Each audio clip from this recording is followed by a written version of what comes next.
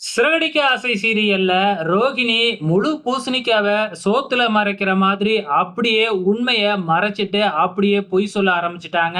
ஆமா, நான் 2வது குழந்தைக்காக தான் போயிருந்தேன். என்னோட குழந்தை வந்து பாத்தீங்கன்னா அபாசன் ஆயிடுச்சு. இத யாருக்கிட்டயும் நான் சொல்லவே இல்ல. சொன்னா நீங்களும் வருத்தப்படுவீங்க அப்படின்னு சொல்லி தான் அந்த துக்கத்த என் மனசுக்குள்ளாரையே அடக்கிக்கிட்டேன். இப்ப 2வதா கர்ப்பம் ஆவறதுக்காக தான் நான் ஹாஸ்பிட்டல் போனேன். இதுல என்ன தப்பு இருக்கு?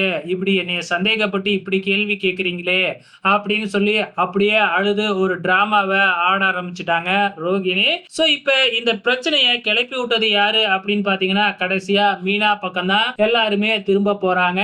ஏற்கனவே நம்ம விஜயா மீனா மேல பயங்கர கோவத்துல இருக்கிறாங்க. இப்ப ரோகிணி அழுது டிராமா போடவும் இன்னும் மீனா மேல தான் பயங்கரமா கோவப்பட போறாங்க விஜயா. சோ இப்ப இதுக்கப்புறம் என்ன நடக்குது அப்படின்னு பாத்தீங்கன்னா இதுக்கப்புறமும் இந்த மீனாவையும் முத்துவையும் இந்த வீட்ல விட்டு வச்சோம்னா நமக்கு தான் ஆபத்து அப்படின்னு சொல்லிட்டு ரோகிணி இன்னொரு டிராமாவை ஸ்டார்ட் பண்றாங்க. அது என்ன அப்படின்னு பாத்தீங்கன்னா இந்த வீட்ல எனக்கு சுதந்திரமே இல்ல.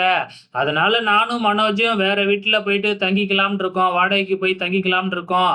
அப்படின்னு சொல்லி பயங்கரமா விஜயா கிட்ட அழுது டிராமா போட ஆரம்பிக்கிறாங்க.